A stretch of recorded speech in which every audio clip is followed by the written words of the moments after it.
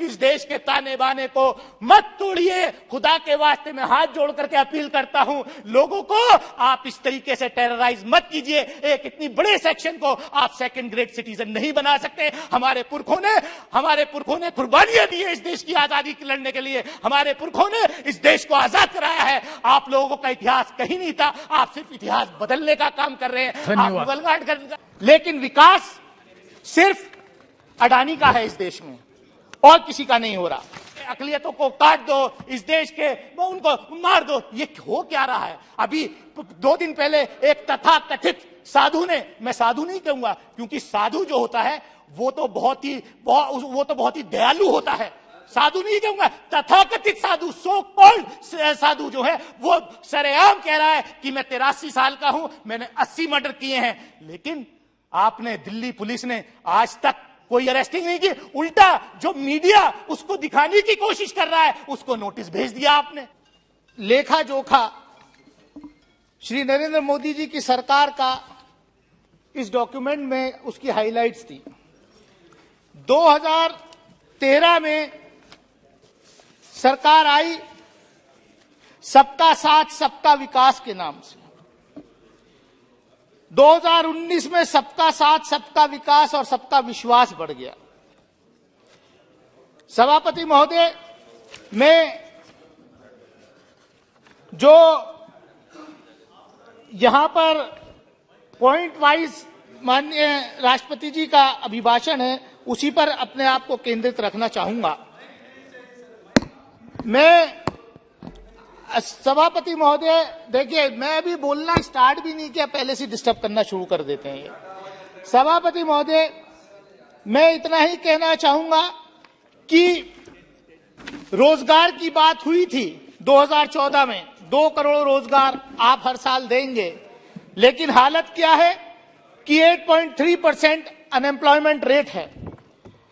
आज ऑक्सफैम की रिपोर्ट आई, क्या हालत है कि 1% देशवासियों के पास 40.5% से ज्यादा इस देश की वेल्थ है। आपका नारा सबका साथ सबका विकास है, लेकिन विकास सिर्फ अडानी का है इस देश में, और किसी का नहीं हो रहा। सभापति महोदय, बहुत सारी विकास की बात हुई, मैं तो सिर्फ इतना कहना चाहता हूं, किसानों की बात बहुत जोर शोर से हुई कि हमने किसानों को 11 करोड़ किसानों को जो है किसान सम्मान निधि से नवाज दिया। सभापति महोदय, मैं जिस प्रदेश से आता हूं उत्तर प्रदेश, और जिस बेल्ट से आता हूं पश्चिमी उत्तर प्रदेश के अंदर लगभग 27 लाख हेक्टेयर भूमि पर गन्ना किसान गन्ना पैदा करते हैं। करीब 40 लाख परिवार उससे जुड़े हुए हैं। लेकिन हालत क्या है कि आज भी हजारों करोड़ रुपए गन्ना किसानों का बकाया चीनी मिलों पर है। और तो और सभापति महोदय, अभी मेरे से यहां पहले भारत जोड़ो यात्रा करने वाले राहुल गांधी जी बोल रहे थे, उन्होंने बड़े विस्तार से अडानी जी के बारे में और इस सरकार के बारे में बताया। मैं कहना चाहता हूं, किसानों की बात करती है सरकार, लेकिन उत्तर प्रदेश के अंदर इन्हीं की सरकार है। गन्ने का सीजन अक्टूबर में शुरू हो गया, हम फरवरी में हैं, अगले 1.5 महीने में खत्म हो जाएगा। गन्ना चीनी मिलों पर चला गया, लेकिन अभी तक गन्ने का भाव रेट तय नहीं किया सरकार ने कि किस दाम से किसानों का गन्ना खरीदा जाएगा। ये किसानों की बात करते हैं। उत्तर प्रदेश सरकार ने अभी तक नोटिफाई नहीं किया है कि गन्ना किस भाव खरीदा जाएगा, और हजारों करोड़ रुपए चीनी मिलों पर बकाया है। सभापति महोदय, बेटी बचाओ बेटी पढ़ाओ बड़ी जोर का नारा इस सरकार ने दिया, और बेटी बचाओ बेटी पढ़ाओ में क्या कर रहे हैं, इनकी सोच देखिए सभापति महोदय।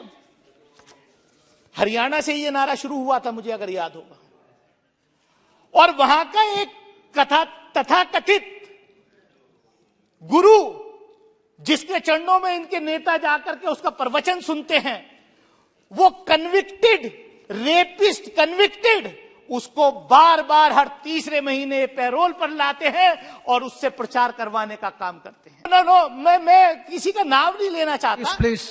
लेकिन मतलब इनका आप देखिए सभापति महोदय, इनका क्या क्या इनका आचरण है। आप बेटी बचाओ बेटी पढ़ाओ की बात करेंगे। सबने देखा कि गुजरात चुनाव से पहले कैसे बिल्किस बानो के रेपिस्ट को जो है गुजरात की सरकार ने छोड़ा। ये बेटी बचाओ बेटी पढ़ाओ ये है क्या? आप करना क्या चाहते हैं? और सभापति महोदय, हम जिस तरीके का आचरण, जिस तरीके का इन्होंने पिछले 9 साल का लेखा जोखा यहां हमें दिया। सर, आप कह रहे हैं कि माननीय प्रधानमंत्री जब 2014 में आए थे तो कह रहे थे कि मैं देखना चाहता हूं, खासतौर से मुस्लिम कम्युनिटी को एड्रेस करते हुए कहा, एक हाथ में कुरान होना चाहिए और दूसरे हाथ में कंप्यूटर होना चाहिए। लेकिन कर क्या रहे हैं आप कि जो बेटियां स्कूल में पढ़ने जाती हैं, मदरसे में पढ़ने जाती हैं, उनकी स्कॉलरशिप भी, प्री मैट्रिक स्कॉलरशिप आपने खत्म कर दी। जो पीएचडी एमफिल करना चाहते हैं, मौलाना आजाद नेशनल फेलोशिप आपने खत्म कर दी। देश के 90 जिलों में संचालित मदरसा आधुनिकीकरण योजना के लिए इस जो अभी बजट आया उसमें मात्र 10 करोड़ जो का प्रावधान किया, जबकि देश भर के इन अध्यापकों के 5.5 साल का केंद्र अन्य सरकार पर शेष है जो लगभग 500 करोड़ रुपए है। इस तरीके से आप जो है बेटी बचाओ बेटी पढ़ाओ चलाएंगे। सभापति महोदय, बहुत जोर से कहा गया कि हर जिले में मेडिकल कॉलेज बना दिया गया या बन रहा है। मैं जिस जिले से आता हूं अमरोहा के अंदर, सभापति महोदय, मेडिकल कॉलेज तो दूर, जो सरकारी अस्पताल है बिल्डिंग बनी हुई है, लेकिन एक डॉक्टर नहीं है वहां पर, एक नर्स नहीं है। ये व्यवस्था है सरकारी।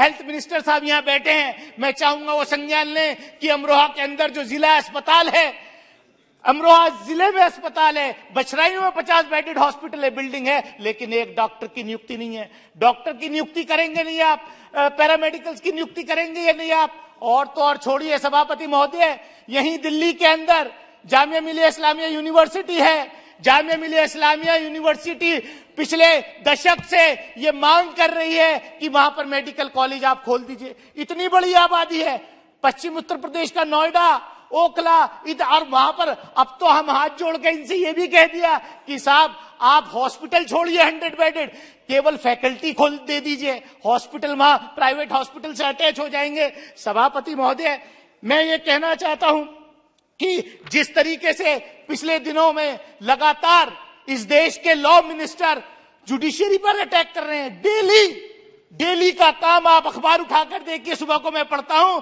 तो केंद्रीय कानून मंत्री रोज जो है जुडिशरी को, सुप्रीम कोर्ट को धमकाते हुए नजर आते हैं। ये किस तरफ आप देश ले जाना चाहते हैं?